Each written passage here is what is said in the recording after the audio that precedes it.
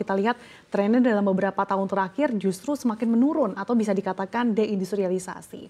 Dari catatan Anda apa sih Pak yang perlu dibenahi untuk fenomena ini?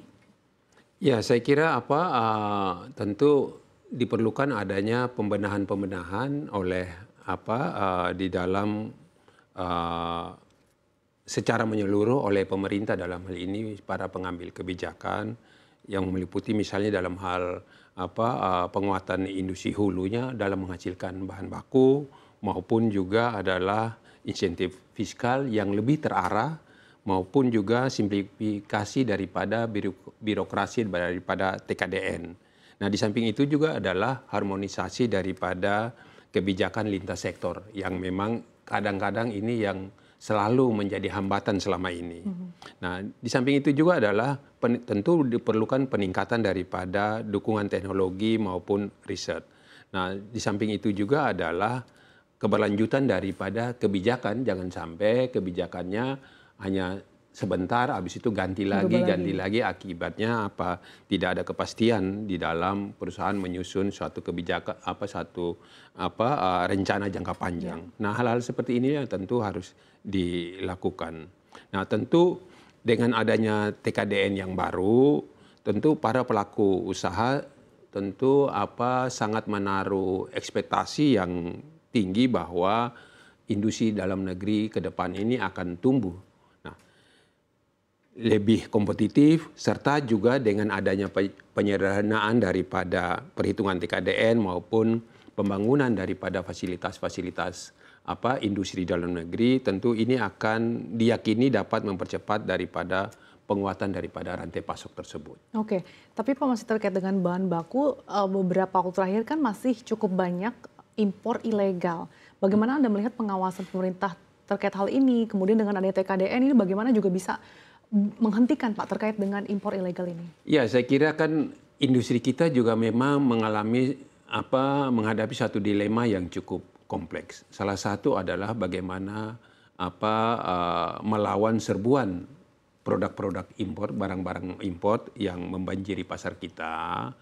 Itu bagi yang produk-produk yang masuk secara legal. Ya. Nah, banyak juga akibatnya kan banyak yang masuk di pasar itu yang secara ilegal. Nah, ini yang tentunya harus ditingkatkan pengawasan oleh para penegak hukum untuk mengawasi daripada peredaran barang-barang impor yang ilegal tersebut. Ya. Sehingga dengan sendirinya akan memberi dukungan maupun itu terhadap industri di dalam negeri.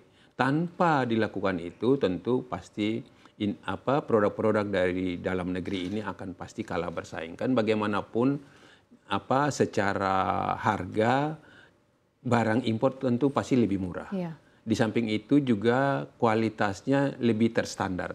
Sehingga ini tentu menyulitkan industri lokal untuk bersaing dengan produk-produk yang impor tersebut. Dan selain mungkin aturan TKDN terbaru ini Pak, ada kebijakan atau insentif tambahan lain nggak sih Pak untuk bisa memperkuat daya saing industri, kemudian juga tadi memperketat terkait dengan pengawasan impor ilegal tadi? Ya, salah satu adalah tentu dengan memberikan kemudahan-kemudahan seperti misalnya kemudahan-kemudahan dalam hal ini mempercepat daripada jalur distribusi yang kita tahu bahwa distribusi logistik cost kita ini di dalam negeri kan masih sangat mahal yang memang masih tertinggi di antara negara-negara Asia Tenggara. Betul. Kadang-kadang kan kita tahu, semua juga udah tahu bahwa untuk distribusi misalnya katakan dari Cina ke Pulau Jawa dibanding kita angkut dari misalnya katakan dari Bitung atau dari Ambon datang ke Pulau Jawa itu jauh lebih mahal dari dalam negeri. Nah, hal-hal seperti ini yang tentu harus dibenahi. Nah, di samping untuk itu karena apa?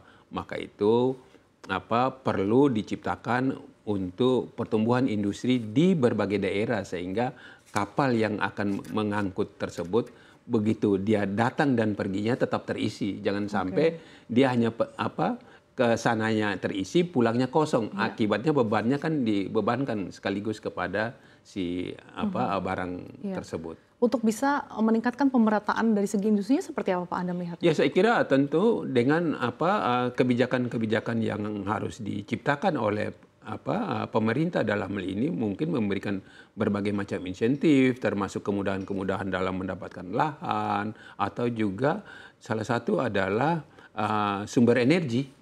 Nah, kita tahu bahwa kadang-kadang kan orang mau membangun satu industri di daerah itu kan salah satu keterbatasan adalah ya energinya tidak ada. Nah, di samping itu juga ya tentu dalam hal ini ya energi yang bersaing. Kita tahu bahwa misalnya pemerintah sudah memutuskan untuk mendapatkan harga energi gas misalnya dengan HGBT yang $7. Tetapi di dalam pelaksanaannya itu justru para industri itu hanya dapat disuplai dengan harga $7 hanya 60%. Nah, sisa 40% itu harus dibeli dengan 16,77, hampir sekitar 17%. Berarti kan kalau di total kan cukup mahal. Memberi tekanan bagi pelaku usaha juga. Betul, akhirnya memberikan tekanan kepada para pelaku usaha. Akibatnya apa? Daya saing daripada produk tersebut itu sangat lemah. Kalau kita bandingkan dengan produk yang sama dari negara-negara tetangga kita.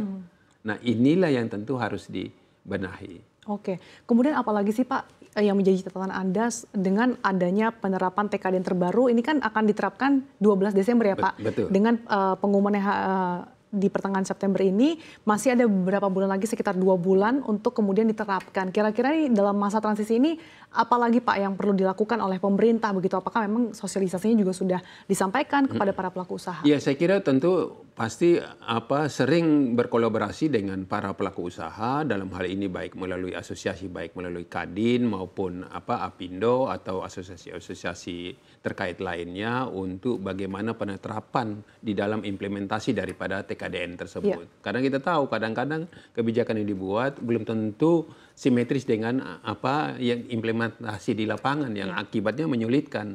Nah, kadang-kadang misalnya aturannya seperti ini kan ada juga yang bersinggungan dengan kementerian lain yang itu yang harus betul-betul berkolaborasi sehingga betul-betul seluruhnya memikirkan untuk bagaimana agar industri bisa tumbuh. Oke, dan salah satunya terkait dengan TKDN terbaru ini kan dari segi administrasi kan lebih dipangkas ya Pak, betul, lebih dipersingkat. dari 20 hari kan menjadi 10 hari. Betul. Dan juga masa berlakunya kan bisa jadi 5 tahun kan. Betul. Nah ini bagaimana pandangan para pelaku usaha menyambut ini? Dan apakah memang di lapangan ternyata masih cukup sulit untuk bisa mengikuti aturan dari pemerintah pusat Pak?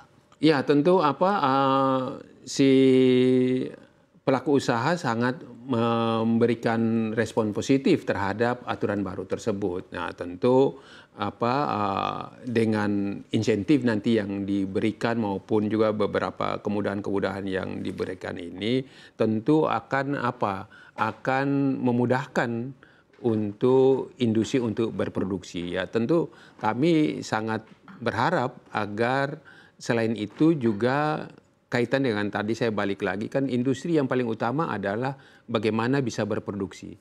Nah, sehingga bisa berproduksi tentu ketersediaan daripada bahan baku.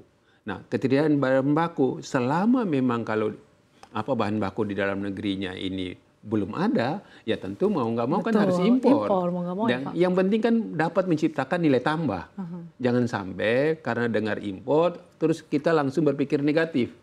Nah ini yang kadang-kadang kan seperti itu. Begitu dengar bilang mau impor, padahal yang diimpor adalah bahan baku untuk berproduksi. Oke.